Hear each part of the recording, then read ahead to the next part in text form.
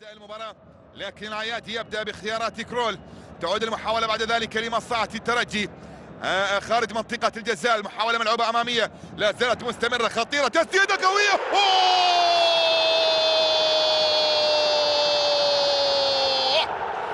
كبرياء لمكشخة وبأقدام شمس الدين تشرق الشمس الترجي مرة أخرى قبل أن تغرب. نعم النجم الساحلي وبعد النجم سيلعب ضد صفاقسي. كرة فيها محاولة خطيرة، تقدم، جول جول جول.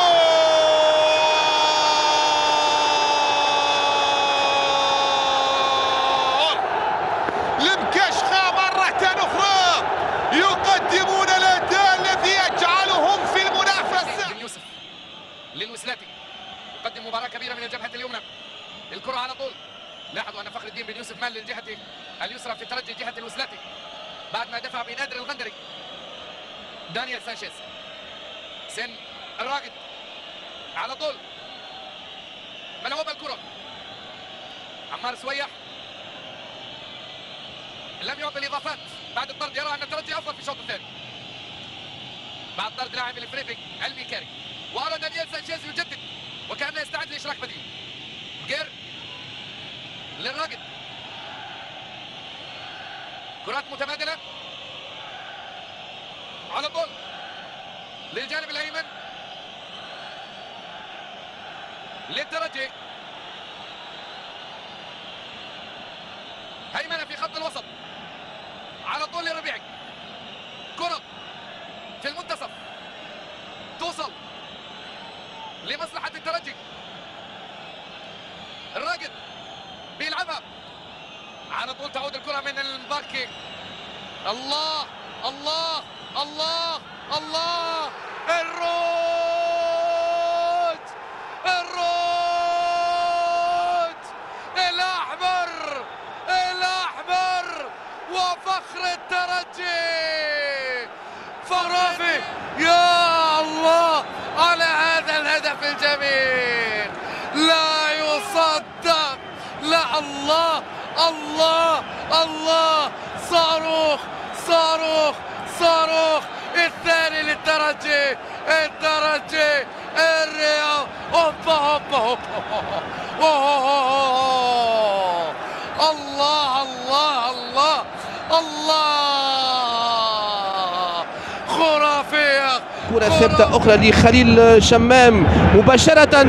الهدف الأول لصالح الترجي الرياضي التونسي وخليل شمام، وما خدش الكرة عاطف الدخيلي. والهدف الأول للترجي الرياضي التونسي، الإمضاء لمدافع الترجي حكيشي على الجهة اليسرى للهجوم.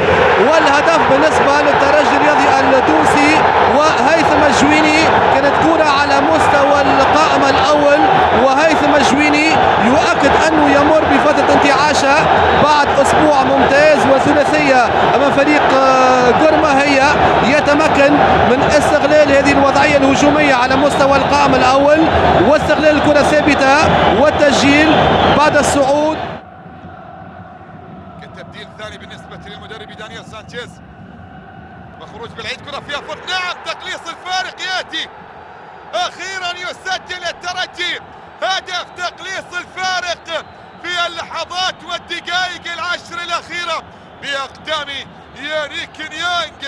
يسجل في مباراة تقام في نفس توقيت هذا اللقاء. كرة فيها محاولة الترجي، جول جول جول جول.